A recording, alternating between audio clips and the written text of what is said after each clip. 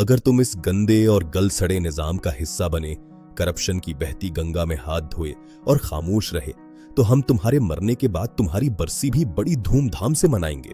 लेकिन अगर तुम इसके उलट चले, अगर तुमने इस नाइंसाफी के खिलाफ आवाज उठाई या सच बोलने की जुर्रत की, तो हम तुम्हें मगरिब, यहूदो हुनूद और बैरूनी ताकतों का एजेंट करार देने में 1 सेकंड की भी देर नहीं करेंगे। नौमौलूदों, याद रखो, इधर किसी और का निजाम इंसाफ नहीं चल सकता। यहां कानून सिर्फ कमजोर के लिए है और ताकतवर के लिए रियायत। यहां सिर्फ हमारा अपना बनाया हुआ जज़ा सजा का निजाम चलता है, जिसे हम बड़ी बेहयाई से अपने निजाम की खूबसूरती कहते हैं। इधर इंसाफ मांगने मत आना, क्योंकि यहां हक मांगने वाले को पहले गद्दार और फिर लाश बना दिया जाता है। इस कहानी का अगला मोड़ इससे भी ज्यादा सस्पेंसफुल है।